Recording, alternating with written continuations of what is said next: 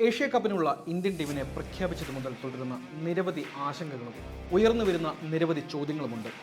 മത്സരങ്ങൾ ആരംഭിക്കുവാൻ ദിവസങ്ങൾ മാത്രം ബാക്കി നിൽക്കുമ്പോഴും ഉത്തരം കണ്ടെത്തേണ്ട ചോദ്യങ്ങൾ ഇനിയും ബാക്കിയാണ്. കിരീടം നിലനിർത്തുക ദൗത്യത്തോടെ ഇറങ്ങുന്ന നായകൻ സൂര്യകുമാർ യാദവിനെയും മുഖ്യ പരിശീലകൻ ഗൗതം ഗംഭീറിനെയും സംബന്ധിച്ചിടത്തോളം ആ ചോദ്യങ്ങൾ വലിയ ആശയക്കുഴപ്പമാണ് ഉണ്ടാക്കുന്നത്. ഒറ്റനോട്ടത്തിൽ സുശക്തമാണ് നമ്മുടെ ടീം ഇന്ത്യ. എല്ലാ പൊസിഷനുകളിലും കളിപ്പിക്കുവാൻ സാധിക്കുന്ന മികച്ച താരങ്ങളുടെ വലിയ നിര ടീം പട്ടികയിൽ നമുക്ക് കാണുവാൻ സാധിക്കും. എന്നാൽ പ്ലേയിങ് 11 സന്തുലിതമല്ലാതെയാക്കാനും ശരിയായ പ്ലേസ്മെന്റ് സാധ്യമല്ലാതെയാക്കാനുമുള്ള 3 പൊസിഷനുകൾ അപ്പോഴും ബാക്കിയാണ് എന്നുള്ളത് ക്രിക്കറ്റ് വിദഗ്ധരുടെ വിലയിരുത്തലുകളാണ്.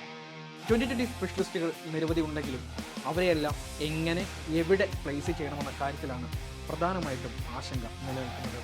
അതിൽ ഏറ്റവും പ്രധാനപ്പെട്ടത് ഓപ്പണിംഗ് പൊസിഷനാണ്.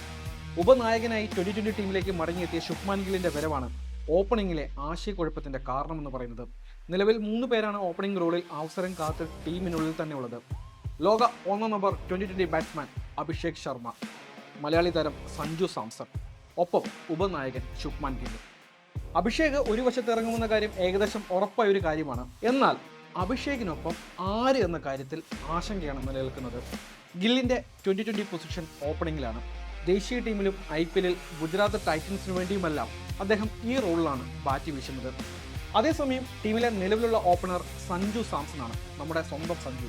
കഴിഞ്ഞ 3 2020 പരമ്പരകളിലും ഓപ്പണറായി ഇറങ്ങിയത് സഞ്ജുവായിരുന്നു. അഭിഷേക് സഞ്ജു കൂട്ടുകെട്ട് ഇന്ത്യക്ക് സുരക്ഷിത ഇന്നിംഗ്സുകൾ വാഗ്ദാനം ചെയ്ത സാഹചര്യത്തിൽ ഗില്ലിനെ 3-ാം നമ്പറിൽ ഇറക്കേണ്ട സ്ഥിതി വിശേഷമാണ് ഇപ്പോൾ ഉള്ളത്. അത് എത്രത്തോളം സാധ്യമാണ് എന്നതാണ് കാത്തിരുന്ന് കാണേണ്ട ഒരു കാര്യം. ഓപ്പണിംഗ് പോലെ തന്നെ ഇന്ത്യയുടെ തലവേദനയാണ് ഫിനിഷർ റോളിലേക്ക് ആര് കളിക്കുമെന്നുള്ള കാര്യം.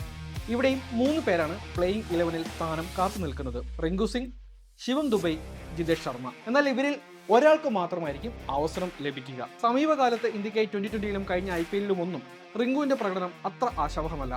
എന്നാൽ ഇപ്പോൾ നടക്കുന്ന UP 2020 ലീഗിലൂടെ അദ്ദേഹം ഫോം വീണ്ടെടുത്തു കഴിഞ്ഞു. സെഞ്ചുറി അടക്കം നേടിയ റിങ്കു ചില മാച്ച് വിന്നിംഗ് പ്രകടനങ്ങളും നടത്തുകയും ചെയ്തു. സമീപകാലത്ത് അത്ര മികച്ച പ്രകടനമൊന്നും ദുബൈയുടെ ബാറ്റിംഗിൽ നിന്നും പിറന്നിട്ടില്ല. എന്നാൽ മധ്യ ഓവറുകളിൽ അദ്ദേഹത്തിന് ഉണ്ടാക്കാൻ കഴിയുന്ന ഒരു ഇമ്പാക്റ്റിനെ നമുക്കൊരിക്കലും തള്ളിക്കളയാനും സാധിക്കില്ല. ടീമിലെ 2ാം വിക്കറ്റ് കീപ്പർ ബാറ്റ്സ്മാൻ കൂടിയായ ജിതേഷ് ശർമ്മയാകട്ടെ തന്റെ IPL പ്രകടനങ്ങളുടെ അടിസ്ഥാനത്തിൽ കൂടിയാണ് ദേശീയ കുപ്പായത്തിൽ കളിക്കുവാൻ ഒരുങ്ങുന്നത് തന്നെ. ഫിനിഷറുടെ റോളിലിറങ്ങി ബംഗളൂരുവിനെ ചാമ്പ്യന്മാരാക്കുന്നതിലടക്കം നിർണായക പങ്ക് വഹിച്ച താരം കൂടിയാണ് ജിതേഷ്. ബാറ്റിംഗ് പ്രകടനത്തിന്റെ അടിസ്ഥാനത്തിൽ സഞ്ജു പ്ലേയിങ് 11-ൽ ഇറങ്ങിയാൽ മലയാളി താരം തന്നെയായിരിക്കും വിക്കറ്റ് കീപ്പർ ആകുവാനുള്ള സാധ്യതയും.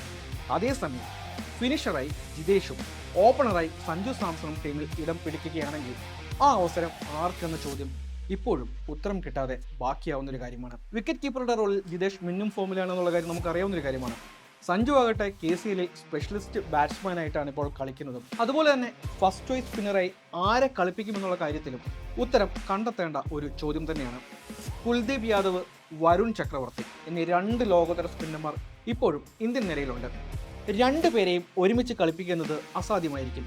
സമീപകാലത്ത് ദേശീയ ടീമിനായി കളിച്ചപ്പോഴെല്ലാം വലിയ വിക്കറ്റ് വേട്ടം നടത്തിയിട്ടുള്ള ബൗളറാണ് വരുൺ.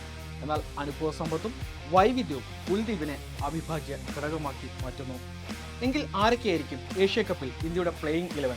കാത്തിരുന്ന് തന്നെ കാണാം. ഒരു ഇടവേളയ്ക്ക് ശേഷം നമ്മുടെ സഞ്ജു സാംസൺ വീണ്ടും നമ്മുടെ ടീമിന്റെ നട്ടെല്ലായി മാറുമോ? അതിലൂടെ നമ്മുടെ ഇന്ത്യൻ ടീമിലേക്ക് സ്ഥിര സാന്നിധ്യമായി സഞ്ജു സാംസൺ മാറുമോ? കാത്തിരുന്ന് തന്നെ കാണാം.